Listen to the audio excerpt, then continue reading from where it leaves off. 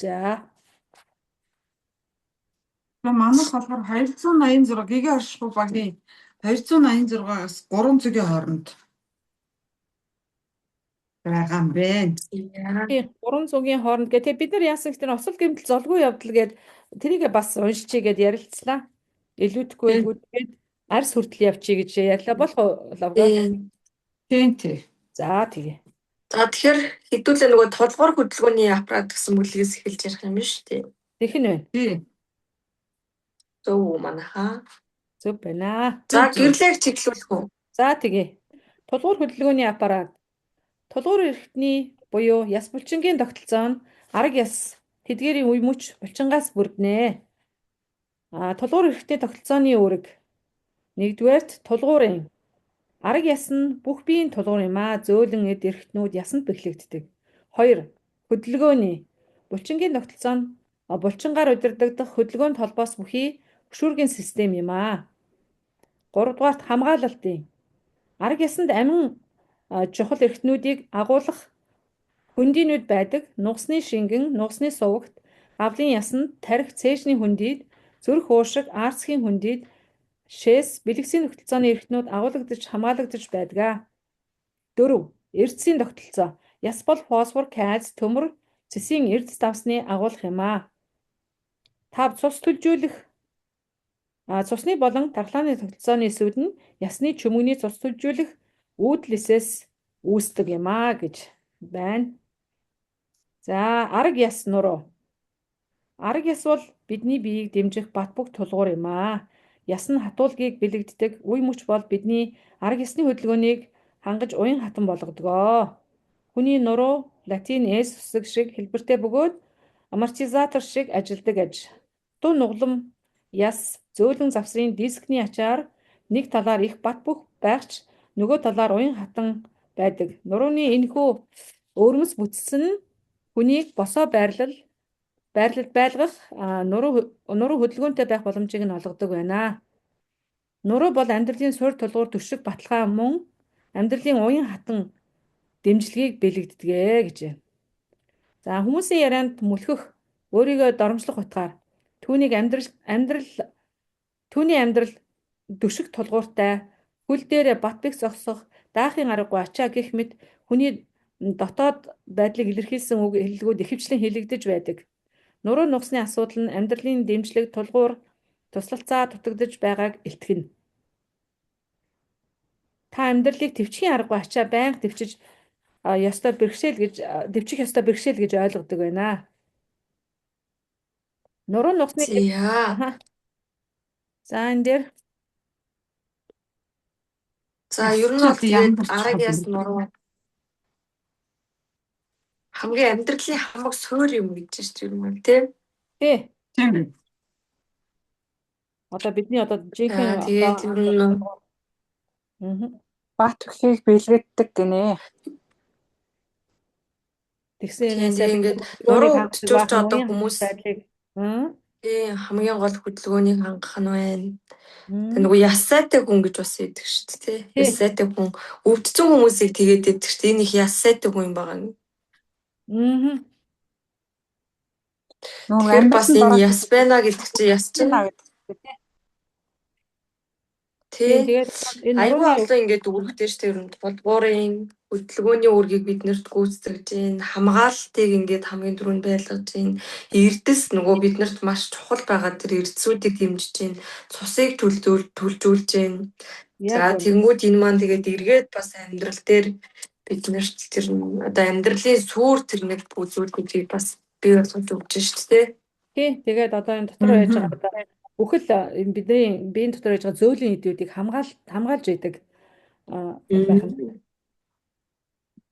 байх юм. Тэгээ ер нь ингээд энэ арга ясныхаа хүчээр ингээд бид нар чинь ер нь бол ингээд хөдөлж явж гин, дотор эрхтнүүдээ ингээд хамгаалуулж гин гэхээр бас яг тэр ингээд бүх хүний сүр ер нь бол болж чадчихээн гэж үзэх нэ. Тийм, тэгээд одоо нөө цус төлжүүлэх бүх юмнууд чинь чөмөг яс юмд үүдлэсүүд энэ төр үүдчихэд байна шүү дээ.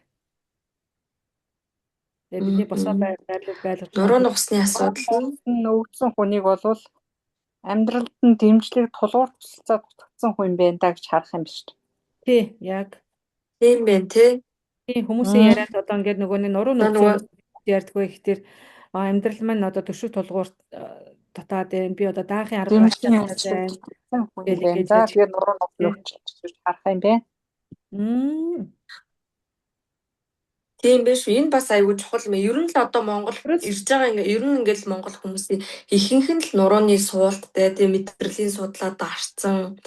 Яг тийм байгаа болохоор ерөнхийдөө л өөрсдийнх нь нөгөө нэг тийм амьдрал дээр ингээ хитрхийх ачааллыг өөрчийн хин нэг нь надад тийм тосолж дэмжихгүй байна гэсэн бодол ч юм уу тэр хүмүүсийн ингээд сэтгэлгээнд бас байх нь биш үү? Одоо нуруу нүдсэн хүн ирэхэд л одоо илэрц өгнүүд нь бол ийм өгнүүд гарч ирж байх нь шүү дээ. Би одоо энэ даахын аргагүй ачаад одоо ингэж जैन тэгж जैन гэл те. Надад хинж туслахгүй байна. За нуруу нугсны мөчлөгч нөө энэ төр хэтэрхтэй хүмүүс ч нэг амьдрал нь хүнд болоод ирэх ёстой. Тэгдэг тий.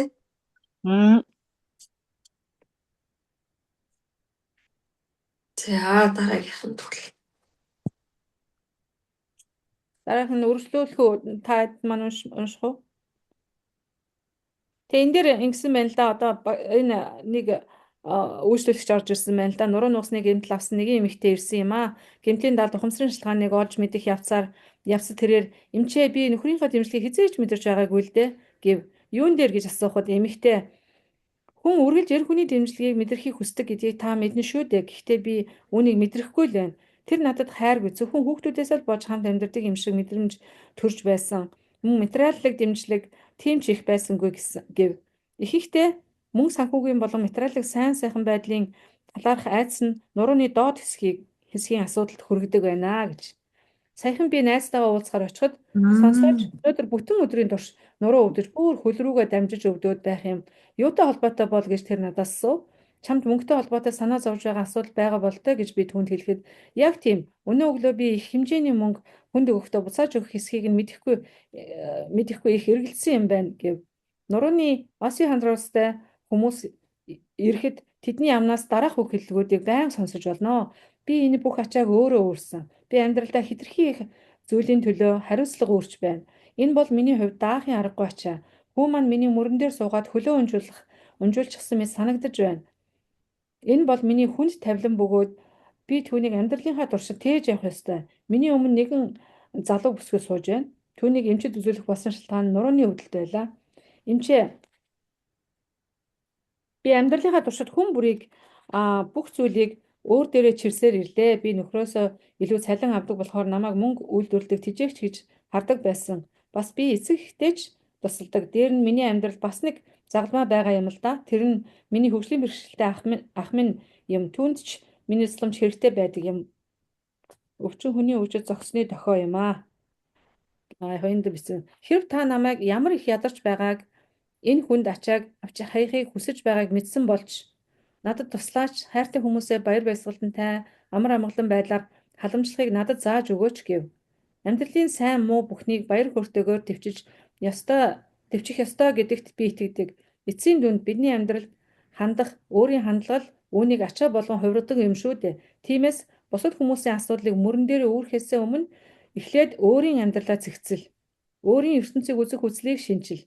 Амьдрал танд хэрхэн санаа тавьж таныг дэмжиж байгааг харахад суралц гэж хэлсэн мэн те. За нэг хүн өөрийн амьдралдаа маш хэцүү тооцдог байжээ.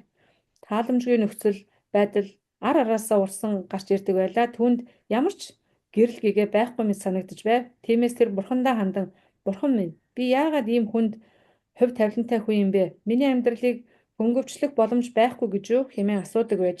Гэтэл ийм зүүдэлжээ. Бурхан түүний зүүдэнд нэрээд надтай хамт яв гэд нэгэн агуулгах руу түүнийг дагуулan очиж янз бүрийн загалмаануудыг харуулхад жижиг том модон алтаар хийсэн гэд төрөл бүрээрээ байв.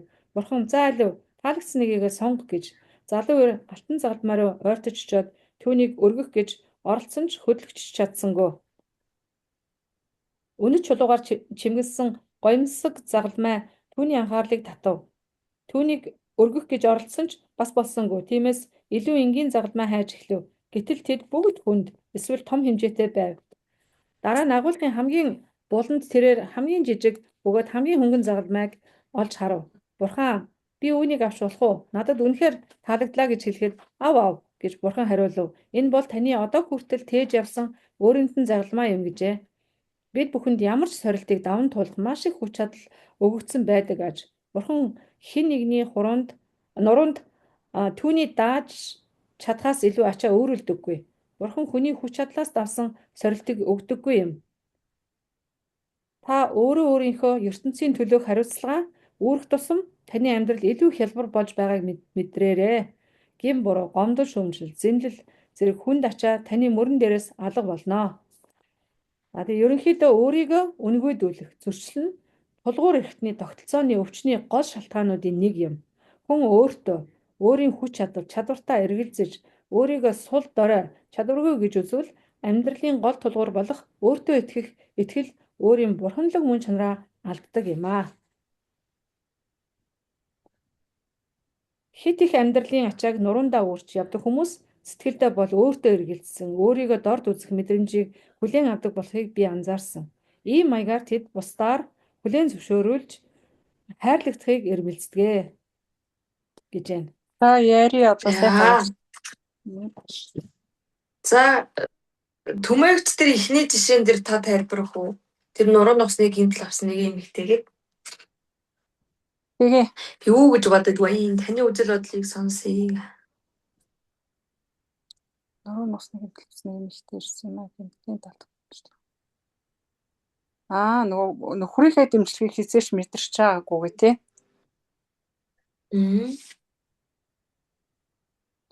Эмэгтэй хоёр хүний дэмжлэгийг энэ дээр ч нөгөө мөнгө санхүү материаллаг сайхан байдлын талаарх айдсан нурууны доод хэсэгт яадаг гэдэг нөгөө үндэс хүрд нөгөө ахуйтай холбогддог гэдэг утгаараа юм байна. Үндэс хүрд чинь нөгөө мөнгө цаас тий ахуй амьдралын юутай холбогддог гэдэг утгаараа сонсогч гэнэ үү? Сонсогч байна. Зүгээр. Тэр утгаараа тий мөнгө санхүү болон материалын сайхан байдлын талаарх айдсан нурууны доод хэсгийн асуудалд хүргэдэг байна гэсэн шүү дээ. Тэгэхээр чинь нөгөө үндэс хүрд чинь бас мөнгө санхүү материалын байдалтай холбогддог гэдэг утгаараа тэгээд нуруу нухны нөгөө нөхрөөсөө юу яасан шүү дээ. Материалын байдлыг ерөөсөө нэг дэмжлэг байдгүй. Тэгээд хайрыг мэдэрдэггүй гэсэн тэр утгаараа тэгээд нуруу нухсны өвдсөн юм байна. Энийг бас хэлүүлээ нөгөө нэг одоо хүмүүстэй ажиллахдаа бас анзаарах нь шүү дээ тий. Яг нурууных нь одоо аль хэсгээр өвдөж байна? Бүслэгийн нуруу өвдөж байна уу? Сэр нурууных нь хэсэг өвдөж байна уу? Ээл дөрвөөс доош өвдөж байна уу? Эцсийн хавцаа өвдөж байна уу гэдгийг асууж агаад бүслэгээс доод хэсэг нь өвдсөн тохиолдолд бол тийм мөнгө санхүү материалын байдлын холбоотой байж болох юм байна тий. Тийм. Хэдүүлэр шууд тэгж холбож чадах юм шүү дээ. Бас таны нөгөө хэлж байгаа үндэс хүртэн за энэ хүний үндэс хүрт хаалттай байна гэж бодонгуудаа бас яг нурууны аль хэсэг байна уу тий. Тэр хэсгийг асуугаад ээс нэг одоо эмчээс мэдээж зөвлөгөөг бол авсан байгаа шүү дээ. Тий за таны яг тэр хэсэг өвдөлттэй шүү гэдгийг авч үзэж байгаад ярих нь байна. За дараагийн жишээн дээр хэн лавгагч юу хүн гэрлээчтэй түмээгчтэй баярлалаа. Тэр нөгөө нэг гоё жишээ шүү дээ. Энд чинь арайстай гоё жишээ юм байна. Тэр нөгөө юу яадаг гэд нөгөө бурхан нөгөө дагуулж яваад нөгөө тий загалмаанууд за хамгийн тагцаа сонгох гэж нөгөө өргүүлсэн чинь нөгөө даахгүйгаа нөгөө хамгийн гоёыг авах гэсэн чинь даахгүй тэгэнгүүт нэг жижигвтрийг авсан чинь яг дааж идэг гэд тэгэхээр бурхан яг өөрийнх нь нөгөө амьдрал тохирсон нуруунд нь даахаар яг тохирсон тийм ачааг үүрүүлдэгэ гэсэн бодол яахгүй бол нөгөө хит хүнд ачаа үүрээд байна гэд ахаар нөгөө нурууны өвчин бүр хүндрээд идэг бурхан яг надад таарсан ачаа үүрүүлж байгаа гэдгээ ойлгочих юм бол тухайн өвчин үүсэхгүй байх бас нөхцөл байна шүү дээ тий. Бурханы оноос өөр их ачааг үүрүүл нуруу нүдэхгүй. Тэгэхээр тэр ачаагаа бас яг нөгөө өөрийнхөө нуруунд таарсан ачаа гэж харах нь шүү дээ тэрийгэ. Хүлээж авах нь тий хүлээн зөвшөөрөх. Тэгж хүлээн зөвшөөрөх юм байна. Тэгэхээр хамаагүй ингээ хөнгөн болоод амьдрал хөнгөн болоод ирэхээр нурууны өвчин үүсэхгүй байх магадaltaй гэсэн үг. Яг үнэ. Надад нөгөө Тэгээд хэдүүлээ бас үүсцэн ингээд тий нурууны өвдөлт ингээд өвдөлтөй болсон хүмүүстэй уулзрал одоо тэгж хэлнэ шүү дээ. За бурхан бол хүнд тий ингээд яг даах хэмжээний зовлонг нь өгдөгөө.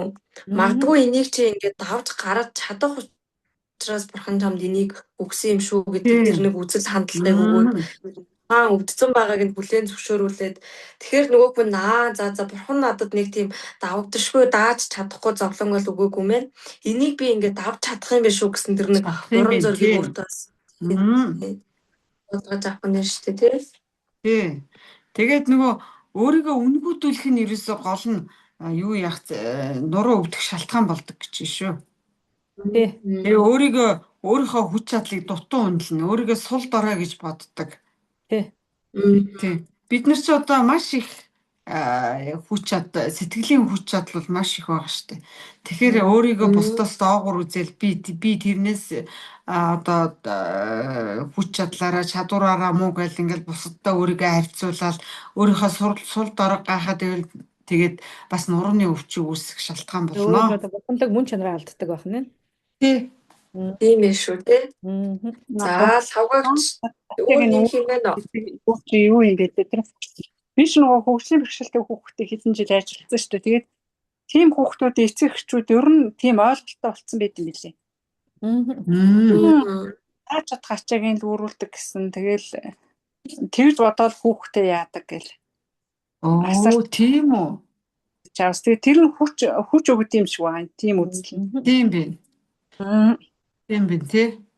Тэгэхээр тэр эцэг эхчүүд би бол энэ ачааг дааж чадах юм байна гэсэн итгэл найдвартай болчиход байна шүү дээ тий. Тий хамаагүй тий өөртөө итгэлтэй бод юм байлээ. Тийм бэ.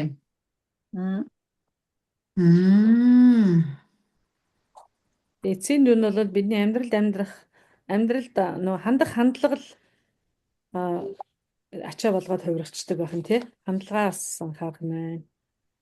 Тийм ээ. Нөгөө даван туулж байгаа одоо хүнд тулгарч байгаа асуудал бэрхшээлийг тэгээ нөгөө нэг асуудал бэрхшээлд хүний нөгөө хандах хандлага тэрийг нэг харж байгаа өнцөг бас чухал. Ер нь хэцүүгээд болоод энэ нэг асуудал нөгөө тий асуудал гэж үзэх юм бол маш жижигхэн цэг шүү гэдгийг ойлгуулах тэр нэг ухаан тэрийг харж байгаа өнцгөл хамгийн чухал ах шүү. Яг үнэ. Тэгээд тэр хит их амьдралын ачааг нуруундаа үүрээд байгаа хүмүүс болохоор өөрийгөө дорд үзэх мэдрэмжийг хүлээн авдаг болохыг одоо юу яасан гэж шүү дээ. Анзаарсан гэж байгаа. Тэг ийм маягаар тэд бусдаар хүлээн зөвшөөрүүлж хайрлагдахыг эрмэлздэг.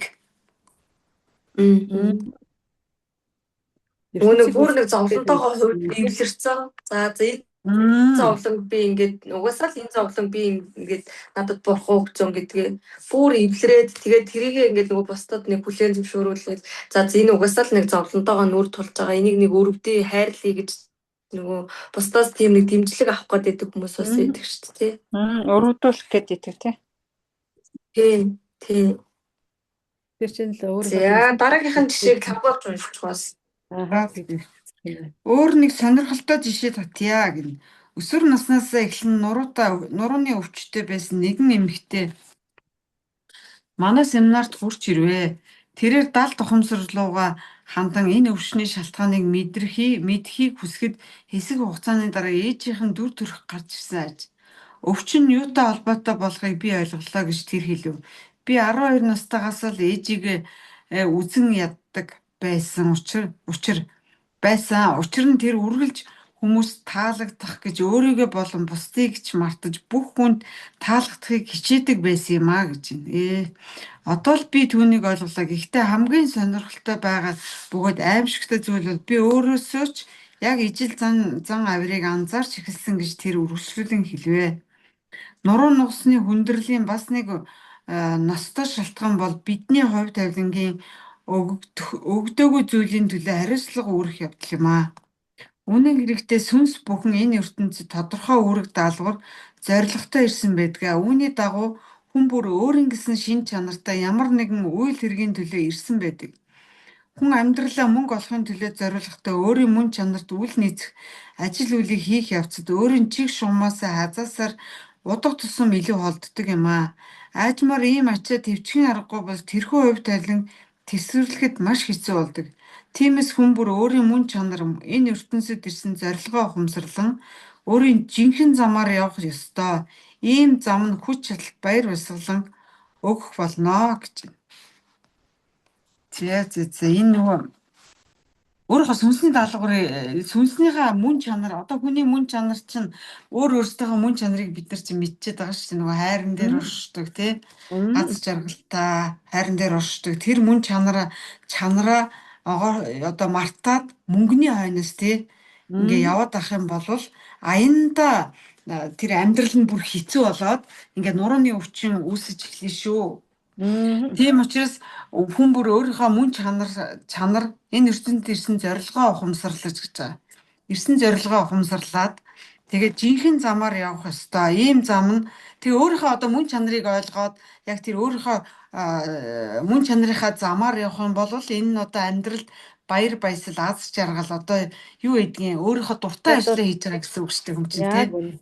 Тэгээд сүнснийхээ ажлыг л бид хэлээд тийм дуртай ажлаа хийгээрээ баяр баясгал аз жаргалыг мэдэрдэг байх шүү гэж байна. Амьдрал нь бүр сайхан аз жаргалтай баяр баясгалтай сайхан болно шүү. Мөн чанарынхаа дагуу л ажлаа хийгэрэй гэсэн утгатай юм биш шүү.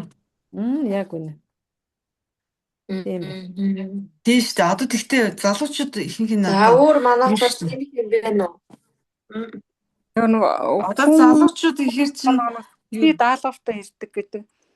Тэр нөгөө тэр даалгавраа гүйцэтгэх юугаа олоогүй одоо ээж авахаа хүсэлтэр ч юм уу шал өөр мэрэгжил эзэмшээд өөрийнхөө дургүй ажлыг хийгээ яваад авал тэгээд өвчлөдөг гэсэн үг юм байна л та тий. Тийм. Бас хүмүүс ч одоо нэг хараад байхад нэг юм байгаа байхгүй юу? Мөнгө олохын төлөө одоо нэг амьдралдаа одоо байртай, машинтай болохын төлөө ерөөс амьдрах зүгээр нөхцлөө бүрдүүлэхийн төлөө л хүмүүс ажиллаад байгаа байхгүй юу? Яг би ямар мөн чанартай, ямар мэрэгчлэлтэй болох ёстой, яг юу хийх ёстой гэдгээ ерөөсөө өөрөөсөө асууж тэрийг олохгүйгээр зөвхөн мөнгөний төлөө ажиллаад байгаа байхгүй юу? Тэгэхээр нөгөө өөрийнхөө мөн чанараасаа холдоод ирэхээр нөгөө ажил нь маш хэцүү болоод, нөгөө ажилд нь үр дүн гарахгүй болоод, ойр тойрныхоо хүмүүс уурж бухимдаад тэрнээсээ болоод нөгөө ачаа нь амьдралынх нь ачаа бүр хүндрээд ямар ч баяр баясгалгүй болчихж байгаа байхгүй. Гэтэл өөрийнхөө мөн чанарын ажлыг хийгээд ирэхээр нөгөө дуртай ажлаа хийгээд ирэхээр хүн чинь хамаагүй өөр тэрэн дээр чи амжилт бүтээл маш ихээр гарна. Тэгээ баяр баясгалтай болно. Эргэн тойрны хүмүүстэйж байгаа харьцах харьцаа шал ондоо болно. Тэгэхээр өөрийнхөө мөн чанарын ажлыг л хийгэрэй гэсэн. Яг тийм. Нэг өөрийнхөө дуртай амийг тэг яг ингээд болохоор яг энэ дээр жишээ ингээд хэлэхэд ер нь бол яг тийм байгаа байхгүй ингээд яг одоо ингээд харахад ингээд хүн ингээд интернетийн дасуудын айрын ярьжсэн ч дуртай юм хийхэд ингээд тэр ядраалт те нэг цаг хугацаа зориулж өрөөсөө ингээд би ингээд орж ирээд те мөнгө уулзах цаа ингээд уулзъя гэдэг юм бол гацаад энэ минийх тийм ээ. интернет чинь гацаа л. Одоо гайгүй нөө. Одоо гайгүй. За тэгвэл бас өөр жишээ байна уу ярих. Энэ бол өстой бидний амьдрал тохиолж ирсэн бид нар одоо хүүхдээ тий нөгөө багаас нь ажиглаад ямар авьяастай ямар сонирхолтой байна гэд авиас сонирхлын дагуулаа тэгээд мэрэгжлийн олох юм шүү тий. Түүнээс биш өөртөө зааж зурхгүйгээр хүүхдийнхаа өөрийнх нь сонирхдаг өөрийнх нь яг авиасынхан дагуу тий тэгээд тэр авиас байна нөгөө өөрсдийнхөө өөрийнх нь өгөгдөл баг. Яа нөгөө ариун зүйч ярьсан шүү дээ нөгөө 3 хаврын шинжээ 7 хаврын шинжээ гэж хийдэг гээд тэгээ хүүхдийнхаа нөгөө яг юу хийж байгааг ингээ ажиглаад яг ямар хүн болох вэ юу ямар мэрэгчлээ болох вэ яг юу хийдгийг тэгж тодорхойлдог байсан гэ тэр өстой айгу зүг багц. Тэгвэл хүүхэд маань амьдралдаа сайн гаргаад ядарч зогхгүйгээр тэгээд өөрийнхөө өвчтөр явуул гоё хүч чадалтай баяр баясгалантай гоё яах нь шүү дээ. Дугуйчтай амьдрал. Одоо нөгөө нэг яг тийм амжилттай явж байгаа хүмүүсийг харахад тийм биш тийм ер нь бол нөгөө яг өөрийнхөө дуртай юмыг олоод авцсан. тэрэндээ ингээд бүр ингээд хийх тусмаа тэрийг ингээд илүү ингээд капер хийж чаддаг. Тэгэд ирэхээр чин тэр хүний нөгөө амжилттай унсанч тий азтай байсан ч тэр амжилт олж байгаа юм нь болохоор тий тухайн хүнийг зүгээр илүү хорцолж өгч яадаг. Тэр хүүхдийг яг л нөгөө төмөөгчийн хэлдгээр яг зүг байгаа хгүй ингээ багаас нь тэнд ингээ тэр боломжийг олгох тэр ингээд өөрийгөө юунд дуртай юм тэг юуг хийж чадах тэр нэг тэрийг өөрийгөө ингээд нөгөө олж авах тэрэнд нь ингээд эцэг эхчүүд бол ингээд нөгөө 50 орхимоор байгаа хгүй хүүхдүүдээ. Одоо л дээл нэг өдрийн хитэн цаг хичээл суулгаснаа орой нэг баахан ингээд дугуйланд явуулаад тэрэндээ дуртай ч юм уу тэгээд бүр гэртээ хайцсан гэрийн даалгавар хийх юм яа. Тэр хүүхдээ ингээд ядрагаал дургуй юмдаа шахаал явуулаад идэг. Тэр бол манад их түгээмэл үүдэг тий. Ээж өстөө.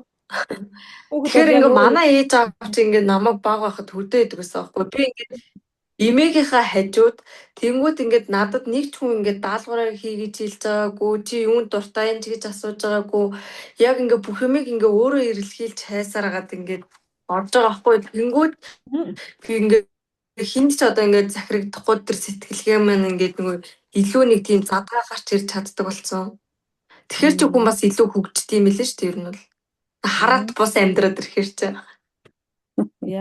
яа дараагийнх нь үе мөчийг халуунагч унших уу? Юу. Тэгээ саяных дээр би аригийн жишээдээс хараад байгаа. Хүн өөрийнхөө өгдлийг мэддэг байж болох нь. Тэгэхээр өдөр бол бидний ингээд сураад хийгээд ирсэн би л өөрийнхөө амьдралаас анзаархад миний сурсан юмнууд дотроос ерөөсөө хэрэггүй хайхан байгааг байхгүй. Тэгэхээр ямарваа нэгэн байдлаар бид нар өөрөөсөө сүнсний өгдлийг тодорхой хэмжээгээр хэлж мэдэхгүй ч гэсэн өөрийнхөө замыг бас хүн өөрөө олоод яваад байдаг байж болох юм шүү. Тэгээд яг нөгөө бүр нэг хичээл тэгэл гаргаад яг нэг хичээл хийгээд бодохгүй юм бол угаасаа явахгүй сте зам байсан гэдэг бас гаргалаа болох юм шиг тийм. Надад тэгээд санагдчих. Нөгөө ингээ хит баригдахгүй хүүхэд чи яг өөрөөрөө байгаад ирэхээр ингээд нөгөө өөрөө ингээд хаашаа явах зам ингээд нээгдээд тэр нэг эцэгээс ингээд нэг хамааралтай биш байгаад ирэнгүүт за энэ нэг хаалга одоо нээгдлээ дараагийнхан тэгвэл энийг төгссний дараа ч юм уу ингээд тэг баг багаар ингээд нээгдээд тэгээд ер нь бол явдаг баха. Тэгэхээр өөрсдийнх нь амьдралаас болж авсан нэрээ тийм биш үү гэж бодсон ч юм уу. Ямар ч нөгөө хүчээр шанал гарахгүйгээр өөрөө яваад бүтээд байгаа ажлуудад ерөнхийдөө тухайн хүний явах хэрэгтэй зам л байх магадлал өндөр яхан болов гэж би боддог. За одоо үе мөч гэдэг нь үе мөчний капсулаар бүрхэгдсэн арга ясны хөдөлгөөнд холбоосон юм. Үе мөчний үүрэг нь ясны хөдөлгөөн, нугалах, тэнэх, сунгах, эргүүлэх, ойртуулах, холдуулах гэх мэт. Үе мөч нь хөдөлгөөнийг хангадаг. Биеийн хөдөлгөөн нь амьдралын чиг хандлагаа өөрчлөх, хөдөлгөөний хялбар байдлыг бэлэгддэг аж. Артрит үе мөчний өрөвсөл буюу хэрх өвчин. Энэ өвчин өөрийгөө болон бусдыг байнга шүүмжлснээс үүсдэг өвчин гэж үздэг. Үе мөч нь өвддөг хүмүүс үргэлжид бүх зүйл төгс байхыг эрмэлздэг бөгөөд эргэн тойрныхоо ертөнцийг төгс байлгахыг хүсдэг. Энэ нь тэдний хувьд даахын аргагүй ачаалж хувирна. Шүүмжлэх, зэмлэх замаар ямар нэг юм хин нэгнийг илүү сайн болох боломжтой гэж үү? Нэгэн ийм онцлогийг анзаарсан.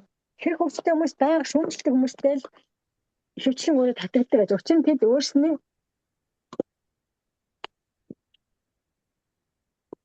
өөртөө болон бусад маш шүүмжлэлтэй амтдаг. Ижилчтэй зүйлээ татдаг гэдгээ санаж байна. Ийм хүмүүсийн далд хамсарт утга мэдрэмж хүчтэй оршиж бидний бодол санаа нь маш хүчирхийлж байдаг бөгөөд тэд өөрсдөө хүчирхийллийн янз бүрийн илэрлийг маш их шүүмжилдэг хүмүүс. Тэд өөрсдөө болон эргэн тойрныхоо ертөнцийг хайрлах гачигдал хомсдлыг мэдэрдэг. Тэд өөрийгөө ч үл хайрладаг, бусдын хайрыг ч мэдэрдэггүй. Эдгээр хүмүүс амьдралыг хэцүү, төвчлийн аргагүй ертөнц гэж ханддаг. Тэдэнд хэтэрхий их зүйл нуруундаа үүрч явмат санагддаг. Гэвч тэд өөрсдөө өөрийн нуруундаа даа давшгүй ачаа өрүүлээд байгаагаа мэддэггүй. Үе мөч өвддөг гэдэг нэмэн өвчтөн надад хэлэхдээ хүмүүс намайг дарамтлах үед би төвчж чаддгүй гэв.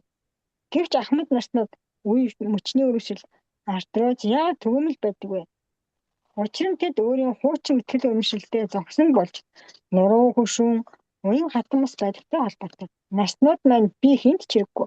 Надад хангалттай хүч байхгүй гэж өөрийгөө өрөөсгөл үнэлж эхэлдэгт бүх зүйлийн учир оршино. Хөдөлгөөний хязгаарлалт нь хүн оюун ухааны хувьд уян хатамс байгааг харуулж байгаа бөгөөд зөрүүд юу ч хамаагүй мэт сэтгэлийн төлөв байдалтай холбоотой байдаг. Заримдаа артрит нь өөр хэлнэ. Хорсол, үзэн ядалтаар илэрч гарах бие махбодын уучлсан саад татвар болдог. Хэн нэгнийг эсвэл ямар нэг зүйлийг цохиж нам дарахыг хүсвэл дал тохомсор үүнтэй төстэй байдлаар түүнийг сааталж буй илэрхийлэл байж болно. Үүний илэрлэл нь дотоод зөрчилдөөн байдаг. Нэг талаас шудраг, насыг хүчээр тогтоох хүсэл, гомдоогч этгээдийг байранд нь буцаар тавих хүсэл, нөгөө талаас бодшгүй үр дагавраас айх.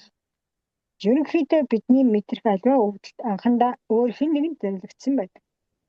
Өвдөлт бол төрөмгийн үйлдлийн үр дүн юм аа. Айдас, уур хилэн, цөхрөл гэх мэт сэтгэлийн хөдөлгөөний үр дүнд стрессийн дараа өвчин үүсэж болдог нь миний туршлагаас тодорхой болсон жишээ авъя. Үе мөчний өвчтэй нэгэн эмэгтэй ирсэн юм. Тэр хэдэн жилийн өмнө энэ өвчнөр өвчилж даавар, өрөвслийн эсрэг эмийн тусламжтайгаар өвчний явцыг удаашруулж барьж байсан ч өвчин тогтвортой идэвхтэй хэвээр л байж. Өвчин хүн стрессийн дараа үүссэн байна. 5 жилийн өмнө би маш их стресст орсон гэж эмэгтэй хэлв. Тэр үед нөхөр бид хоёр өөр хотод амьдарч байлаа. Нэг өдөр хүн маань өсвөр насны хөвгүүдэд маш хэрцгийгээр задуулаад орж ирэхэд харахад л нүд талтарч байна. Нөхөр маань анчин тул буугаш үрж аваад би энэ новшнуудыг ална хэмээн өөдрөгөө. Би түүнтэй зурлаж аваад тайвшир хүртэл тавиагүй юм аа. Түүнээс яг 7 хоногийн дараа миний үе мөч өвдөж эхэлсэн. Эмэгтэй 7 хоногт танцсанаар бид ийм стресстэй нөхцөл байдлыг бий болгоход хүргэсэн зан үйлийг нь олж мэдв. Нөхцөл байдлын шалтгаан, улмаар өвчний шалтгааныг ойлгосноор эмэгтэй биеийн байдал дээрчсэн юм. Үүнээс гадна би түүнд гомеопатик эмийг сонгож өгсөн. Тэгээд хэдхэн сарын дараа олон жил үргэлжлэсэн өвчний бүх шинж тэмдгүүд аажмаар алга болсон юм аа. Энэхүү үйл явдал надад өвчний жинхэнэ шалтгааныг арилгах хичнээн чухал болохыг дахин ойлгуулсан билээ. Дашрамт хэлэхэд үе мөчний өвчин эмэгтэйчүүдэд илүүтэй тохиолддог. Өнөө эмэгтэйчүүд нударгаа төрөмгөл ил гарах хандлага багатай байдагтай холбоотой. Тэд төрөмгийн импульс сэтгэл хөдлөлөө дотроо саатуул төвчж өнгөрөөдгөөс энэ импульс нь үе мөчний өрөвсөл үүсгэдэг. Бас нэг сонирхолтой түүхийг дурддаг. Москвад болсон семинарын үеэр нэгэн алдартай сэтгүүлийн сурвалжлагч над руу уцтаж ярилцлага өгөхийг хүссэн. Би зөвшөөрч бид уулзахаар тохиров. Маргааш би офис дээр байлаа. Бид өвчин гэж юу вэ? Хаанаас ихтэй вэ гэх мэт ерөнхий сэдвүүдээр ярилцлага эхлүүлв. Аажимдаа бид тодорхой өвчнөлөө шилжсэн. Валерий Владимирович, өвдөгний үеийн артрозын шалтгаан яг юу вэ гэдгийг асуув. Түүнд ийм асуулт тулгарсан гэдгийг би шууд хаалж өөртөө зөвлөхийн хүссэн тодорхой байлаа. Хааны өвчнөр хэр удаан өвдөж байна гэж түүнээс асуув. Би хүлээн зөвшөөрч байна хэмээн тэр баг зэрэг чингүүч хэлв. Ерөнхий редактор танаас ярилцлага өгсөд би маш их баяртай байсан. Учир нь би өвчнийхээ талаар асууж болох нь гэж бодсон юм л та. Гэхдээ тохиромжгүй юм болов уу гэв. Яагаад тохиромжгүй гэж? Хэрэг та өөрөө сонирхож байвал ярилцлага илүү сайхан болно шүү дээ гэж хариулв. Ашгүй дээ хэмээн эмэгтэй алгаан тушаал. Тэгвэл танд одоо ярьж болох уу гэхэд би илтгэр толгойд өглөө. Энэ асуудал надад 5 жилийн өмнөөс л тулгарч эхэлсэн. Тэр үеэс нөхөр маань их уудаг болсон.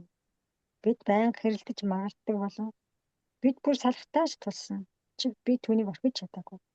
Нэг бол мөнгөний хэрэгцээ гарч, нэг бол хүүхдүүд биднийг ятгах гэж оролдож, нэг бол би бүхтэл бүтэн гэж найдвар итгэхийг хүсэж байна. Ерөнхийдөө одоо хүртэл бид нэг дээвэр дээр амьдарсаар л байна. Ийм нөхцөлд танд ямар санагдаж байна вэ гэж түүнээс асуув. Заримдаа төвчхийн аргагүй. Би бүх зүйлээ орхиож явах хүсдэгч ямар нэг зүйл намайг зогсоосоор л үүд. Миний хүний хөл юу бэлэгддэг үлээ гэж асуухад тэрээр хөдөлгөөн гэж хариулв. Тийм. Харахад танд маш их дотоод зөрчил байгаад байна. Та үүнээсээ холдмоор байж чадахгүй байна гэж хариулаад мөн өөрийгөө дутуу үнэлэх зөрчил танд байгаа бөгөөд эдгүүгээ 5 жил үргэлжилсэн гэжээ. Тэгэхээр яасан дээр би эдгэрхийн тулд түүнээс салах хэрэгтэй гэж ойлгохгүй. Ямар шийдвэр гаргахын танаас өөрөөсөө шалтгаална. Та үүнийг олон удаа хийх оролцсон боловч яагаад ч юм зүрхэлсэнгүй. Та өөрөө явах нь илүү хялбар гэдгийг хэлээд байгаа. Гэхдээ энэ хүнтэй хамт тааж туулаагүй үүлийн үрэл үлдэх болно. Гэр бүл төрчлөлтэй бол гэр бүлийн хоёр хоёулаа хариуцлага өгдөг шүү дээ. Тийм ээ. Ийм бодол надад төрж байсан. Гэхдээ бас өөр нэг сонголт байна гэж нэг хэсэг зөвсөлөд би хэлв. Энэ сонголт хамгийн хэцүү болж хамгийн зөв зам юм. Энэ бол дотоод өөрчлөлт. Өөрийгөө өөрчлөх явдал. Тэгэхээр та хоёр бие биесээ ижил хүлээлттэй байснаа айжимдаа харилцан бие биенээ буруутгах зэмдэж байсан. Харин дараа нь та хоёр бие биенийг өөрчлөхийг хүссэн ч тэр үед өөрсдөө өөрчлөхийг хүсээгүй. Эмчээ хэмээн тэр миний яриаг таслаад. Ер нь бол яг л ийм юм болсон юм байна. Магадгүй бүхэл харилцаа нэг хөлбраар явагддаг юм болов уу? Тийм ээ. Гэхдээ нэг хөлбраар хөгждөг. Харин эсрэгээрээ дорооддаг.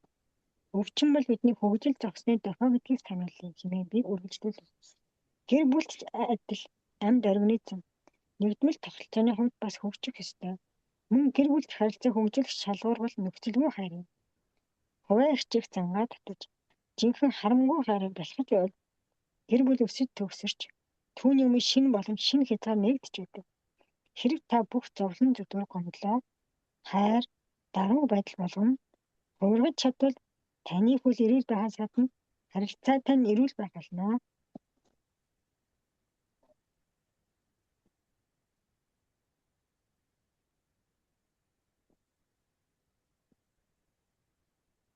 Яамын сэдв бүрсэн.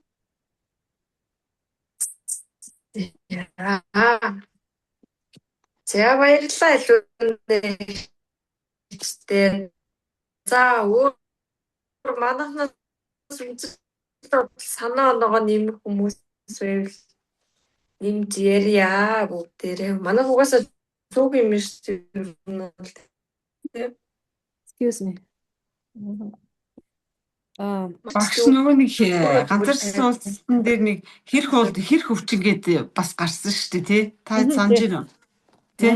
Тэрэн дээр болохоор нөгөө банк нэг хүүхний тухай хэлсэн чинь нөгөө тий шүү дээ. Нэг ихний нийтийн банк тий. Нөгөө банкны ач тусыг мэддэггүй гэ тий. Банк ерөөсөө хүмүүсийн зээл өгжил хүүгээр нь байждаг гэж яагаад гэсэн чинь тий. Тэрний эргэлтийн сайжруулах гэж банкнаас зээл авч जैन, карт нээж өгж जैन тий. Тэгсэн чинь хэрэг өвчин нь болохоор дархлааны систем өөрийн эсээ танихгүй дайраад байгаа гэсэн үг гэсэн шүү дээ.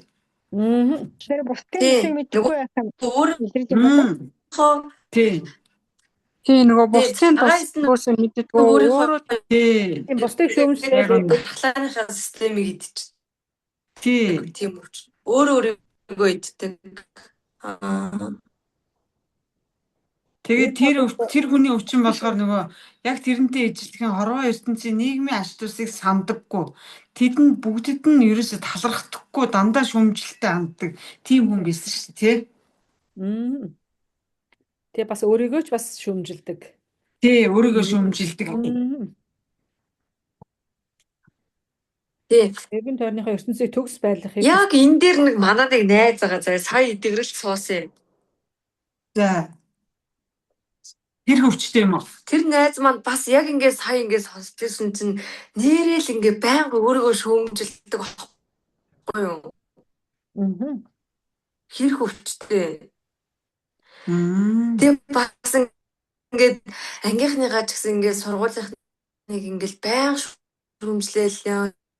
Хаста эднэр өстод юм эднэр ингээд хичээлээ хийхгүй байнга шоурж ингэж идэг гэл өөрөө ч би одоо яагаад ийм юм болоо тий юунд болохгүй байх гэж бэрдэг байхгүй юу. Тэр яг л энэ хүн ингээ өөрөө энэ бодлороо тэр өөрийнхөө байгаар энэ өвчнийг ингээд дуудахгүй юу. Өөрөө болон бүх хүмүүс төгс байх ёстой. Энэ дээр бас нэг гоё юусэн ш нөгөө хөдөлгөөний хязгаарлалт хүн оюун зүрх өмс сэтгэлийн байдалтай холбоотой. Тэр чинь ингээ өөрийгөө хүлээн зөвшөөрч чадахгүй байна л гэсэн үг шүү дээ ер нь. Хөдөлгөөнөө ингээ тэр чинь цаанаас нь автоматар тэр даалт ухамсар нь ингээ хөдөлгөөний хязгаарлаад үгүй чи энийгээ засах ёстой шүүгээ ер нь сануулад байна л гэсэн үг юм би. Тий нөгөө нэг өөрийгөө анзаараад өгөөч л гэдэг. Бас тэгээ зөрүүд. Зүгээр нь манай Монгол хүмүүсийн тий дийлэнхийн нэмгээр өвддөг шүү. Тий. Тэгэхээр маш их шүүмжлэлтэй Ялангуяа энэ байдаг үе юм нэ. гişүүн өвдөн тулаа хийхээр бол байнга уншлагдаж Тийм, байна ялангуяа шүү энэ дээ. ахмад настангууд өвддөг нь яд өгөхтэй нөгөө Тий. хуучин үзэл бодол итгэл үнэмшлээ. Хайж За одоо манай үеийнхэн чинь те нөгөө нэг социализмын үеэр хүмүүжсэн тий, яг тэр өөрийнхөө байдалтай. болтой гэдэг те яг тэрүүгээр тэрнээсээ гарч чадахгүй. Тий. Тэрнээсээ гарч чадахгүй тэгээд нөгөө тэрийг зөв гэж бодоод байдаг тий. Тэгээ одоо дандаа нөгөө энэ сүүлийн үеийн хүүхдүүд гэж шүүмжилдэг шүү дээ. Нөгөө сүүлийн би өөрөө би хэнд ч хэрэггүй тий надад хангалттай хүч байхгүй энэ төр гэж мэгж боддог бодлоо. Тийм шүү дээ. Тэгээд нөгөө өөрийнх нь нөгөө үзэл бодлыг хүмүүс нэг яахгүй болохоор зэрэг өөртөө гомдоол тэгээд би бол хоцрогдсон хүн миний юуг одоо хинч тоохгүй байна ч гэдэг юм уу тий.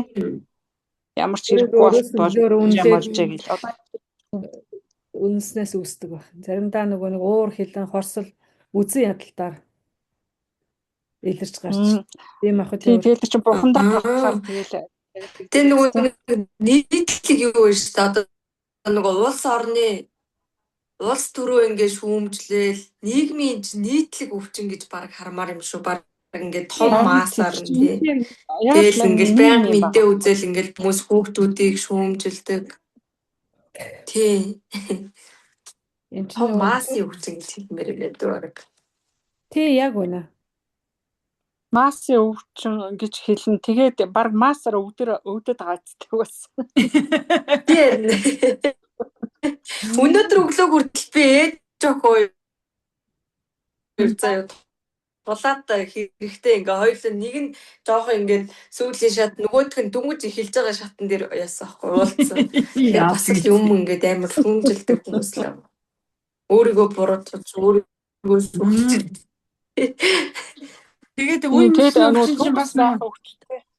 Тэгээд бас за энийг жоохон юм яг ингэж хүндлээ асууж би чи яг юу байсан бах вэ? Надад ч би та хэдээсээ байгаа л гэсэн. Тий. Тэгээ өвдөлт гэдэг нь төрөмгийн үйлдлийн үр дүн гэдэг. Тэгээ одоо тэгээд ингээд энэ бол өвдөж эхлэегүй л ахшгүй. Энэ шүүмжилдэг барьдаг ч одоо ялангуяа сургалтанд суухаас өмнө бол над байсан асуудлууд. Тэгээд нөгөө сургалтанд суугаад арай гайгүй болсон. Тэгээ арай нэг эртгэн гайг болцсон юм уу? Арай нэг үе мөчн өвдөж эхлэегүй л ахш. Тээгүү ах шиг байна гэд хүлээж байгаа юм шиг ярьж шүү та. Яана. Тий. Шууд нөгөө нэг сургалтанд суугаад өөрчлөөд тэгэл өөрчлөгдөх нь байна. Нэг арай нэг бас нөгөө шүүмжилтгээ бас арай татаад байгаа тий. Би ч бас ерэн шүүмжлэх гэдэг юм шүү дээ. Тэрийг одоо ингэ сургалтанд суугаад бол ойлгоч. Тэр бас манайхан тэрэндээ гоё нэр өгчнөө нөгөө юу уургалаг юм хийдсэн бах эцнээсээ болно гэдэг нэр өгчин заяа бүгдээрээ. Тэгээ нөгөө хоол хүнстэй анхаардаг бөө диглэн бариад цуйлтаад ядраад яваад өгнө. Яг тийдэг заяа. Гэтэл айдас уур хилэн нөгөө нэг тий хөрөл техникээс л үүсдэг баг. Ариука нөгөө юу чинь энэ тулаа хэрэг хоёр чинь нэг өвч юм уу хоёр өвч юм уу? Ер нь нэг төрөлтөйхтэй ингээд илэрч байгаа шинж тэмдэг нь жоохон өөр гарч ирдэг өвчнгөө төсөв. Тийм үү. Хоёр өөр өвчин. Би харин манай хатан нэг юу эрчмийн инженер насаар хийж байгаа тэтгэж гарсан хүн тэгээд илээ. Тэр тул тэгэхээр тэрс эмнэлэг мэлгээр ямар ч хэрэг байхгүй. Та жаргаа багшийн сургалтанд суугаач гэсэн байхгүй. Тэгээ яах гэсэн чи тэгээ идэгш та гэдгсэн чинь. Одоо сургалтанд суугаа идэхгүй би наацаж ястаа идэхгүй мэн. Тэгээ суугаад үзэхгүй юу гэдэг. Тийм үү гэж. Тэгээ энийг гэдэг. Тэр нөгөө юу н онцлог ялгаа нь юм байдаг байхгүй юу? Нөгөө тулаа нь бол ерөнхийдөө хөлийн баруун эрхийн урнаас эхэлж өвддөг. Ингээд жижиг үесүүд нь ингээд эхэлж өвдөнө. Тэгээ тэр ингээд тодорхой заяа ариг бод юм уу ингээд махан хоол моол их идэх юм бол ингээд өвдөөж цэнрээд идэв. Тэгж жагаад ингээд хоёр ингээд гарын хуруу муруу ч юм уу ингээд том уюуд ингээд өвдөж эхэлнэ. А хэрэг нь болохоор тэр ингээд өглөө босцонгууд ингээд гар бадараад ингээд хавгандсан юм шиг ингээд мэдээ алдаж малдаж эхэлнэ юм бол. Тэгээ тэр чинь ингээд тодорхойлоход амархан нэг цусны шинжилгээ өгөөл за яг ингээд хэрэг нэ нү тулаа нэ нүг л гараад ирнэ юм бол. За. Би тэгээ хэрэг тулааг яриад байгаа юм чинь нэг Тэр та ингээд төстэй л өвчин юм. асуугаад үзгүй юу? Баруун хөлийн эрхээ урууч өвдөдөг үү гэж. Тэг хөл хийдсэн. Тэгээ ястаа би чинь нөгөө өвчний талаар Тэгвэл бараг тулаад юм байна чи. Харин тий. Тулаа гисэн гэдэг чинь имлэг. Оо. Тэгээ сургалтын цугаа идэх. За би өөр манахаас уншаагүй хүн байна уу?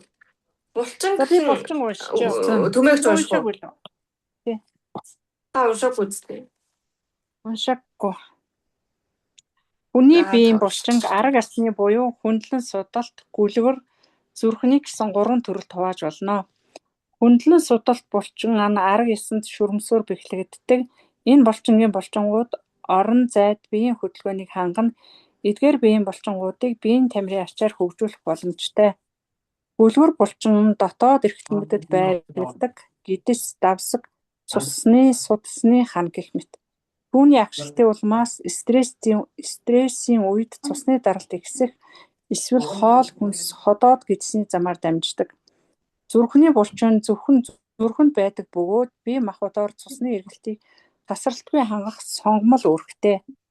Өөрийгөө дутуу үнэлэхээс үүсэх зөрчил нь булчингийн асуудалд хүргэдэг бөгөөд энэ үед хүн өөрийгөө үнэлдэггүй, өөртөө эргэлзэж өөрийн хүч чадварыг дутуу үнэлдэг юм а. Тэрбээр хийх үү, хийхгүй байх уу, хөдлөх үү, эс хөдлөх үү гэсэн сонголтуудын өмнө тулгардаг. Өөртөө эргэлзсэний улмаас тэр зөв сонголт хийж чаддаггүй. Тиймээс үгсийн санд нь би юу ч хийх чадваргүй, би нөхцөл байдал нөлөөлж чадахгүй, би бууж өглөө, би ирч хүчгүй. Энэ боломжгүй ажил гэх мэт хэллэгүүд давмгаалж байдаг ажээ. Энэ тохиолдолд бидний хамгийн дээд мөн чанар бүхнийг чадагч Бурханы хүчийг ухамсарлах нь чухлаа. Бидний бие бол Бурханы сүм юм а. Таны амьдралын хүч танаар дамжин илэрч хайр, ив найрамдал, гоо үзэсгэлэнгийн орон зайг бий болгохыг зөвшөөр. Эдгэх бодлууд би эрүүл яс булчинтай. Би чадах бүхнээ хийх болно. Амьдрал надад хүч чадлаа өгдөг. Би найдвартай дэмжлэгийг мэдэрч байна. Миний итгэл ба хайр, үзэл бодолтой үнэнч зан, хүнлэг чанар ба мэдлэг бол найдвартай дэмжлэг хамгаалалт юм а. Миний амьдрал бол мөнхийн хөдөлгөөн, өөрчлөлт. Би амьдралдаа уян хатан байна. Амьдралын хүчийг би дотроо мэдэрч байна. Миний хөдөлгөөн бүр хүчээр дүүрэн байдаг. Бүх сайхан санаагаа хэрэгжүүлэх хангалттай биеийн хүч, амин хүчил энергитэй би амьдрах хүслээ харуулж байна. Би өөрийн бие дэх амьдралын энергийг чөлөөтэй байгалийн замаар урсгахыг зөвшөөрдөг. Би ертөнцид хайртай амьдралын асар их хүч нь надаар дамжуулан миний бодол санаа, үг хэллэг, үйлдэлээр дамжуулан дэлхий дээрх амьдралын хөгжил цэцэглэлтийн төлөө хэрэгждэг.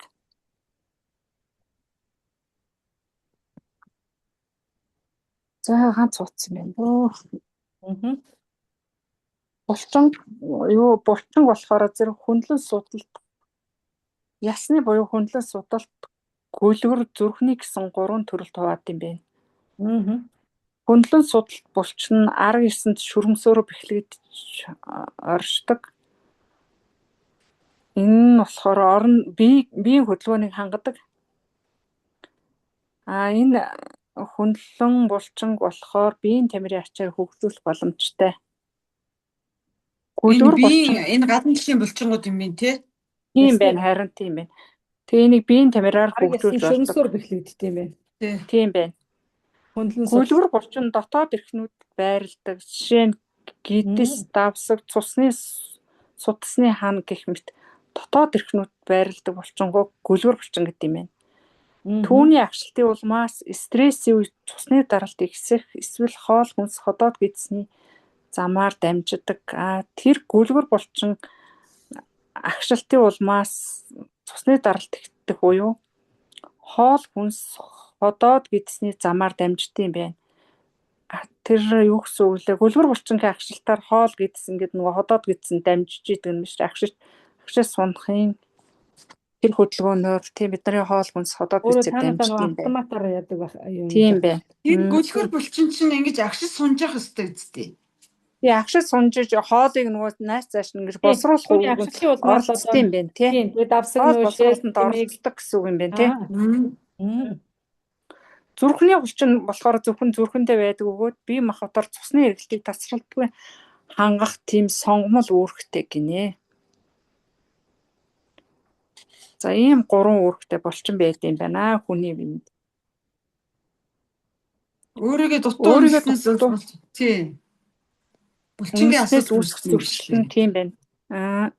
Өөрийгөө дутуу үнснээс л булчинд асуудал үүсэх юм байна тий. Тийм байна. Өөрийгөө үнэлдэг, өөртөө эргэлздэг хүч чадрыг дутуу үнэлдгээс болоод тийм байна. Ямар аюултай юм те. Булчны өвчин гэдэг булчингийн үйл ажиллагаанд асуудал гардаг юм байна. Нөгөө хийх үү, хийхгүй байх уу, хөдлөх үү, эсвэдлэх үү гэл тийм нөгөө эргэлздэг гардаг гинэ. Өөртөө эргэлзсэний улмаас тэр зөв сонголт хийж чаддаггүй. Тиймээс үгсийн санд нь би юу хийж чадваргүй, би нөхцөл байдал нөлөөлж чадахгүй, би бууж өглөө, би ирч хүчгүй, энэ боломжгүй ажил гэх мэт хэллгүүд амгаалж ирдэг гинэ. Энэ тохиолдолд бидний хамгийн дээр мөн чанар бүхнийг чадагч бурхны хүчийг ухамсарлан чухал гинэ. Бидний бие махбодод бурхны сүм юм гэж. Би бол бурхан юм аа, би бол хайр юм аа гэж сууж байгаа. Тий. Таны би эрүүл булчинтай гэж. Би эрүүл ястай, би эрүүл булчинтай. Тий. Би бол бурхан юм, би бол хайр юм. Эрүүл булчинтай. Би бол ив найрамдлогоо үзэсгэлэнгийн орон зай бол би болохыг зөвшөөрөө гэнэ. Тий, зөвшөөр гэж байна яг. Тэгээ эдгэх бодлууд нь болохоор энэ саяны яг бидний хэлдэг байна тий. Би эрүүл ястай, би чадах бүхнээ л хийх болно. Амьдрал надад ер нь булчингийн чинь баг бурханд л найдах юм шүү. Би найдвартай дэмжлэгийг мэдэрч байна гэл тий. Их нь байна. Дотор бурхандаа миний итгэл ба хайр үзэл бодлоо үнэнч зан хүнлэг чанар ба мэдлэг бол найдвартай дэмжлэг хамгаалалт юм гэдэг ингээд тунхаглаад хэлээд явах нь. Миний тунхаг өөртөө таашсан тунхаг зохиож хэлээ. За байна гэл тий. Хоёр юм бэ. Энийг бүр хийж хөвшмээр юм байна.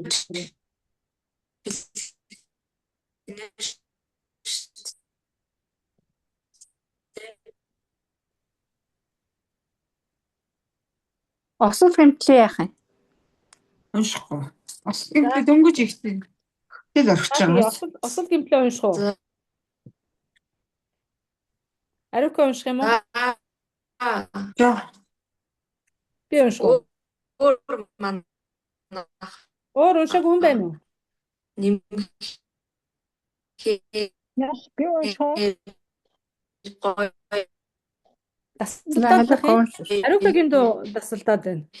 Ариукагийн интернет айгуу тасалж байна. Осол гэмтэл залгүй явдал. Энэ хараад тохиолдлын осол аваар болон гинтийн зүйлгэж байдаг вэ? За би осол гэмтэл уу тийм үү? Осол болоод Чиний харин интернет орж гараад шиг байх юм. Ариука. Чи бидээ зүгээр сонсож байна уу? зүгээр. Тийм чиний халуунагч уншчих уу? Миний сүлжээ Ариукагийн сүлжээ нь орж гараад шиг байна. Юу? Осол бол дахимсалт байгалийн зарчим хэв маягаж бид өөрсдөө хямралтай нөхцөл байдлыг бий болгодог. Аливаа илэрхий үйл явдлууд далд үйл явдлууд оршиж байдаг. Хов сэмжлэгээ хийж байх явцад өөр цаг үед гэмтлийн нөхцөл байдал мэрэгжлийн осол гэмтэл автосол гэх мэт орж байсан хэд хэдэн хүмүүсийг бид судалж үзсэн. Бүх тохиолдолд шалтгааны ижил төстэй байсан хачиргалтай гин буруугийн мэдрэмж хүчтэй уур хилэн үзэн ядалт цочимтгай байдал бол ба асар их гомдол эдгээр бүх сэтгэл хөдлөл нь өөрийгөө устгах механизмыг өдөөдөг. Нэгэн хартаа эртээ тохиолдсон явдал шууд санаанд орлоо. Тэр хөлн болтой над нар ирсэн. Таны хөл яагаа үсгээд? Тарилаа бүрсэн цагтаа хаалганд навчлаа харин түүнээс яг сарын дараа сарын өмнө гараа хугалаад бас тархин даралт авчихсны яана гэв. Та надаас юу хүсэж ирэв? Эмчээ би таны хов сэмжлэгээ хийдэг гэдэг найзуудаасаа мэдсэн юм. Тиймээс би танаас миний энэ эхнэр ховстоод өгөөч гэж хүсэж байна л да. Гуйх биш бүр шаардж байгаа юм. Ховстуулсан байхад та түүнээс бүх хүнийг үнэхээр өөр хүнтэй бэлгийн харьцаанд орсон гэсэн талаар бүгдийг мэдэж өгөх боломжтой шүү дээ. Учир нь юу гэвэл сарын өмнө түүнийг ажиглаасаа тараад 1 цаг хоцорч гэртээ ирэхэд би цонхоор машинаас хэрхэн буусныг харсан юм. Тэр бол түүний хамт ажилласан нэгнийх нь машин байсан л да. Харин эхнэр юу гэж хэлэх юм? Тэр бүх зүйлийг үүсгэдэг. Та бодоод үзтээ. Та ч бас эр хүн шүү дээ гэж уцаалan уулав. Эмэгтэй хүн машинд эрэгтэй хүнтэй 1 цагийн турш юу хийх вэ? Ер нь хамт ажилладаг эрэгтэй эмэгтэй хүмүүс машин цууж явахдаа юу ч ярьж болно шүү дээ. Ажилтай холбоотой асуудлаа шийдэж чадна. Тэгэхээр та түүнийг ховстож бүх зүйлийг нь олж мэдээд өгөөч би үүнийг л мэдэх л ёстой гэв. Мэдээж би түүний хүсэлтэд биелүүлээгүй. Гэвч би 50-ыг надад имжлэгээ хийлгэж өөрөө хаалтаас амжирах хэрэгтэй гэж итгүүлж чадсан. Хэн нэгэнд уур утаар тэгж өшөө авах хүсэл, хүнд цохилт, найдваргүй байдлын мэдрэмжийн гинтийн осол эсвэл сэтгэлийн шарх үүсэх нөхцөл байдлыг шууд татдаг. Бидний эргэн тойрондох ертөнц бол бидний ертөнц. Тиймээс бид бусдыг үзэн ядах үедээ түрэмгийлийг илэрхийлж үүний үр дүнд өөрийгөө ч устгах хөтөлбөрийг эхлүүлж байдаг ажээ. Энээр хадгалах хуулийг хэн ч цуцлаагүй шүү дээ. Бид өөртөө уурлаж, өөрийгөө буруушаан, буруутай гэх мэдрэмжтэй үедээ өөртөө шийтгэл хайж байгаа бол энэ нь осол хэлбэрээр илэрдэг юм. Гэмтэл нь гэм буруугийн мэдрэмж өөрийгөө шийдэх гадаад тусгал байж болно. Энэ бол өөртөө чиглэсэн уур хөлийн. Хэрв та гэмтлийн нөхцөл байдалтай тулгарсан бол өөрийгөө золгоо хогшгч гэж бүү бодоорой. Өөрийн гүн рүү өнгөж энэ байдлыг бий болгосон бодол санаа зан үйлийг олж мэдээрэй. Гэмтлийн нөхцөл байдал нь ч тодорхой эрг санаа агуулж байдаг. Ихэнхдээ нь бусдын анхаарал, өрөвдөг сэтгэлийг олж авах хүсэл эрмэлзэл юм. Бид өвдөж шанаж, заримдаа удаан хугацаар хэвтдэг. Бидний шархыг цэвэрлэж, бидний халамжлал анхаарал тавьдаг. Харин бидний гэмтлийн нөхцөл байдал хүрсэн хүчирхийлэх хандлага аажмаар алга болдог юм аа. Ерөнхийдөө альва өвдөлт нь гэм буруугийн мэдрэмжийн анхны шинж тэмдэг байдаг. Өвдөлт нь бие махбодын болон сэтгэл санааны чанартай байж болно. Гэм буруу нүргэлж шийтгэлийг илэрхийлдэг бөгөөд шийтгэл нь өвдөлт, зовлон шаналлыг бий болгодог. Хэрв та архив өвдөлттэй бол энэ нь байнгын гэм буруугийн мэдрэмжийн шинж тэмдэг юм. Өөрийн дотогш өнгөж гэм буруугийн мэдрэмжийг олж мэдээд үүнээс өөрийгөө чөлөөл өвдөлт өөрөө арилна. Хүн бүр ямар ч нөхцөлд хамгийн сайнаараа бүх зүйлийг хийдэг гэдгийг санаарай. 70 тухамсар ингэж ажилтдаг. Тэр бидний ертөнцид зан үйлийн хамгийн үр дүнтэй аргыг сонгож өгдөг. Тэгэхээр өнгөрсөн хугацаанд та энэ нөхцөл байдалд хамгийн сайн сонголт хийсэн гэсэн. Тиймээс тэр үед чадах бүхнийг хийснийхаа төлөө өөрийгөө шийдэх хэрэгтэй гэж үү? Гэм буруугийн мэдрэмж нь юу хийх ёсгүй заадаг боловч юу хийхийг заадаггүй талаар өмнө нь бичиж байсан шүү дээ. Энэ бол аюултай мэдрэмж. Энэ мэдрэмж шийтгэлийг шаарддаг буюу шийтгэл нь үргэлж өвдөлт, гомдол, зовлон шанал, уур хилэнтэй холбоотой байдаг. Иймээс өөрийгөө шийтгэж гэм буруутай мэдэрснээр та өөрийгөө тодорхой өрөөнд хайрцаглаж түүнээсээ хальж гарах боломжгүй болдог. Та өөрөө өөрийнхөө эрх чөлөөг хязгаарладаг. Тиймээс гэм буруутай мэдрэмжээс та ангижраарай. Шаардлагатай бол намжчилж өөрийгөө цагаатах, хамгийн гол нь бусдад өвчин зовлон учруулахаа бол хөхрөх, цохигдох, түлэгдэлт, биеийн шархлаа, дээрх бүхэн ил, уур хилэн гадагшлах илэрлэн. Тэд танд шарх өвдөлт хэлбэрээр эргэж ирдэг. Миний нэг танил эмэгтэй хөлөө буцасаас нь түлчгсэн байна. Бид 70 тухамсрын шалтгааныг олж мэдгээд шийдээ судлахад нөхөртөөгөө муулсан тогтоогдсон. Юу гэж би түүнд маш их уурлаж, миний дотор асар их уур хилэн гомдол буцалж байсан. Ясны хугаалт цуурлт тухайн эмгүүд бол хэн нэгний эрх мэдлийн эсрэг бослого өөрийнхөө төлөө зогсох чадваргүй байдлын үр дүн байдаг. Таны уур хилэн үзэн ядалт буцан эргэж ирэхдээ энэхүү эсэргүүцлийг эвдэх эсвэл таны итгэл үнэмшийг эвдэхэд хүргэдэг аж. Физикийн шинжилгээ ухаанд үйлчлэлийн хүч нь сөрөг үйлдэлийн хүчтэй тэнцүү гэсэн тулгуур хууль байдаг. Үүнийг амьдралтаа ашиглаж сурах хичээгээрэй. Шудраг эсрэг зөвхөн хүчирхийлэлээр тогтоож чадна гэдгийг хэлдэг бол та өөрийн амьдралдаа хүчирхийллийг автоматар л татдаг шүү. Эмчээ амьдралд надад өргөж дарамт өгдгийг би байнга мэдэрдэг байсан хэмээн сайхан зам тээврийн осолд орсон нэг үйлчлэгч маань хэлж үлээ. Би амьдралынхаа туршид зарим тодорхой нөхцөл байдлуудыг сөрөн тэмцсээр ирсэн ч сүүлдээ тэсэж чадахгүй хугарсан даа гэв. Гэмтэл ослын нөхцөл байдлууд нь та өөрийн бодлын үндэс суурай. Мөн ухамсарын арга ясаа эмх зэгстэй болгох хэрэгтэйг харуулж байна. Өөрийн итгэл үнэмшил, хүсэл эрмэлзлээ эргэн харж цаг тухайд нь зогсоож хөгжлийн шин шатанд шилжих хэрэгтэй. Амьдралд тань гинтийн эргэлт ирэхийг хүлээх шаардлагагүй. Танд итгэл үнэмшлийн бат бөх хатуу суурь хэрэгтэй. Үүний зэрэгцээ хатуу үзэл бодол, ухамсарын хатуу буруу үзлийг зайлуулах шаардлагатай. Зан үйлийн уян хатан байдлыг буруу тогтоосон итгэл үнэмшилтэй хослуулах нь зөвөө. Хатуу тогтоосон итгэл үнэмшилтэй хослуулах нь зөвөө. Булчин ширмсээс суналт мултрал, уур хилэн ба уур уцаар, уур бол эсэргүүцэл, гомдол, өшөө авах хүсэл. Энэ бол ийм төрлийн гомдол хүрэж болзошгүй хортой сэтгэл хөдлөлийн бүх чагсаалд хараахан биш. Дээрх эмгийн илэрлэлээр далд ухамсар нь хүнийг уур хилэн, хүчирхийлэл өдөөхөөс өмнө зогсоод чаддаг аж. Энэ нь хэн нэгнийг зохих хүсэлт нэг төрлийн сав татвар үүсгдэг. Гарын алга экземийн шахалтай мөн мөрний үеийн мултарсан залуу хүмүүс ирсэн. Бид тэр даруй далд ухамсартай холбоотойгоор тохиол экзем болон мөр мултрах шалтгаан аавда уурсан уур уцаар байсныг тогтоосон. Эмчээ юу гэж энэ үнэхээр үнэн гэж бүсгүй ховчлол багтаа хэлж өргөлөөлөв. Миний аав архичин гэж хэлв. Тэр байнга согтуурхаж ээжийг мань зовоодог. Энэ байдал удаан үргэлжилж байгаа. Түүнийг ихээр ууж эхнээс хойш миний алган дээр экзем гарч ирснийг би санаж байна. Харин нэг өдөр маш их согтуурж ээжийг хэрцгий зодсон өдрөөс хойш надад түүнийг үгүй хийх хүсэл төрсөн юм аа. Үннийг хэлэхэд би үүнийг хийхийг удаан хугацааны туршид хүсэж байсан болохоор үүдний өрөөрөө гүн очиж сүх авах гэтэл аав гарнаас минь атгаад хүчтэй татсан. Тэр үед миний мөр мултарч их өвдөж хашгирч өөрийнхөө санааг биелүүлж чадаагүй. Заримдаа бэртлэгэнд нь бидний буруу үдлийг тусааж хязгаарладаг. Сайхан шагааны үений шүмсээ сунгацсан нэгэн өвчин надад далд ухамсарт хандлаа.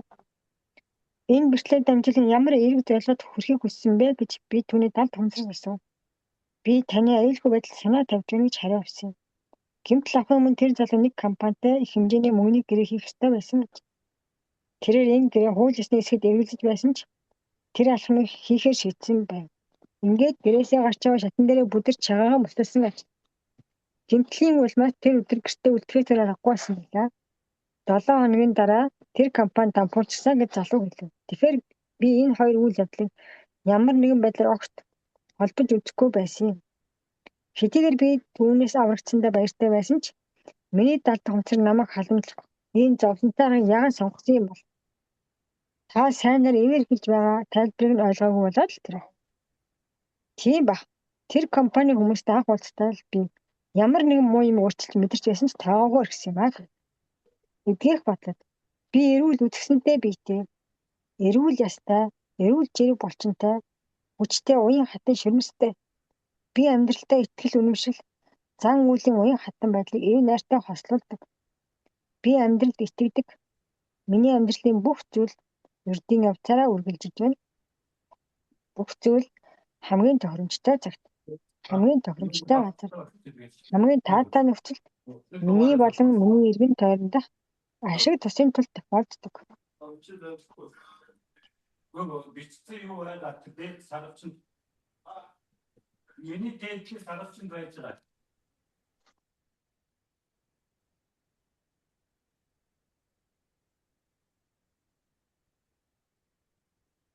За миний итгэл дүүрсэн.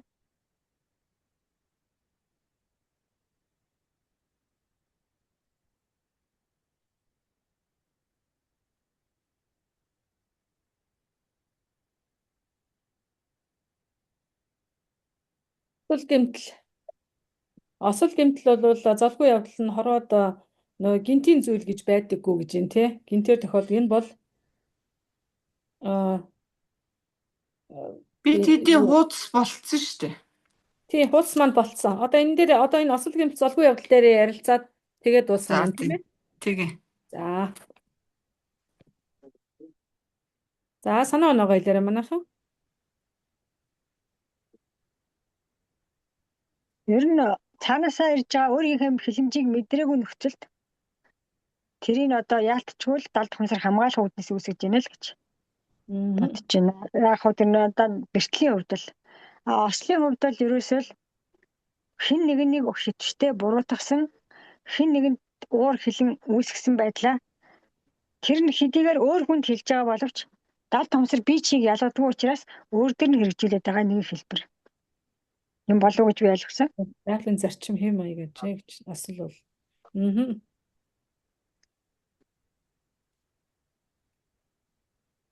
Сэтгэл хөдлөлийн сөрөг төлөвөөр өөрийг устгах механизмыг өдөөдөг гэж ойлгох болох юм.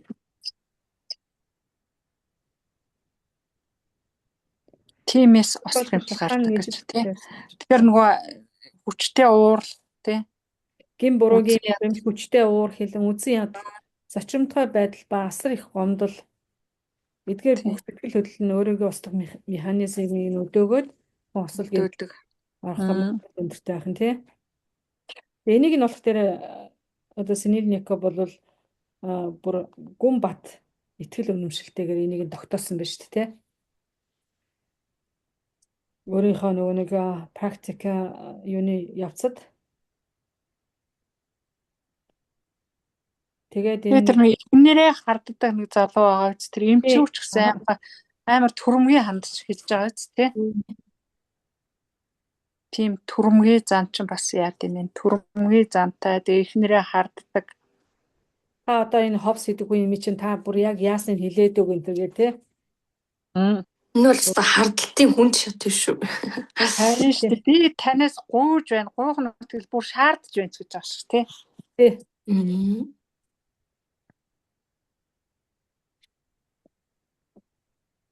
Энэ болов гэх.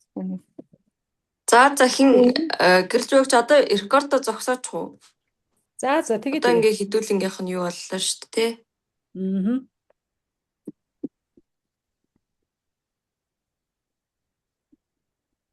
Одоо тэгээд